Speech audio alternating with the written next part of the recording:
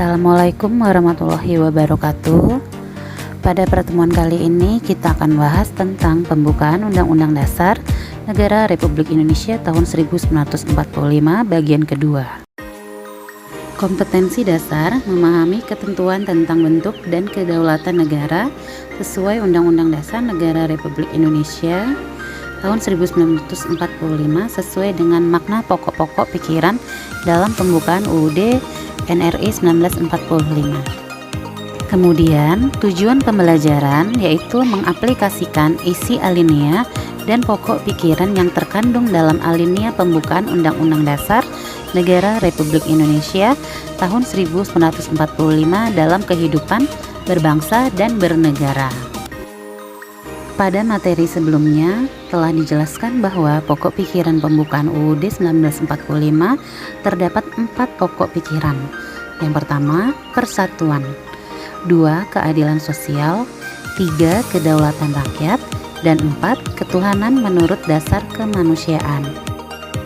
Pada hari ini kita memasuki materi yang ketiga, yaitu tentang sikap positif terhadap pokok pikiran pembukaan UUD NRI tahun 1945. Undang-Undang Dasar Negara Republik Indonesia tahun 1945 memuat aturan pokok yang diperlukan bagi negara dan pemerintah, serta dasar falsafah dan pandangan hidup bangsa.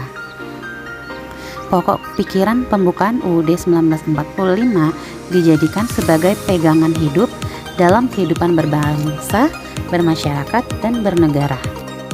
Sudah menjadi tugas kita bersama, termasuk kalian sebagai pelajar sekaligus generasi penerus perjuangan bangsa, untuk mempertahankan kelestarian pokok-pokok pikiran dalam pembukaan UUD 1945. Mempertahankan pokok-pokok pikiran dalam pembukaan UUD 1945 tidak hanya dilakukan dengan tidak merubahnya, namun yang penting adalah kita bisa mewujudkan pokok-pokok pikiran tersebut dalam kehidupan berbangsa, bermasyarakat, dan bernegara. Setiap lembaga negara, lembaga masyarakat, dan warga negara wajib memperjuangkan pokok-pokok pikiran tersebut menjadi kenyataan. 1. Sikap positif pokok pikiran pertama, persatuan. Sikap positif pada pokok pikiran pertama di lingkungan keluarga yaitu menghargai sesama anggota keluarga, menjaga sesama anggota keluarga, rukun serta sopan santun dengan saudara dan orang tua.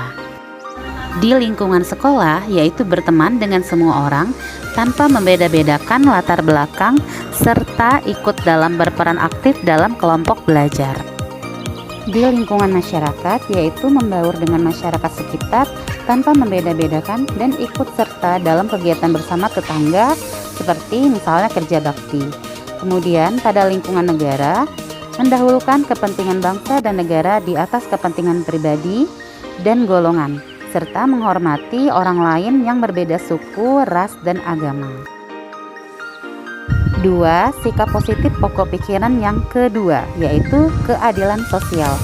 Pada lingkungan keluarga yaitu tidak memaksakan kehendak terhadap anggota keluarga lain dan bersikap adil terhadap anggota keluarga lainnya.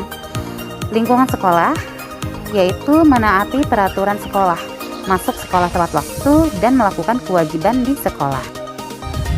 3. Lingkungan masyarakat yaitu menjaga pergaulan dan harmoni dengan tetangga dan membantu tetangga yang mengalami kesusahan. Kemudian di lingkungan negara yaitu membayar kewajiban terhadap negara tepat waktu seperti membayar pajak, listrik, menjaga peralatan umum, dan menjaga ketertiban. Sikap positif pokok pikiran ketiga, kedaulatan rakyat.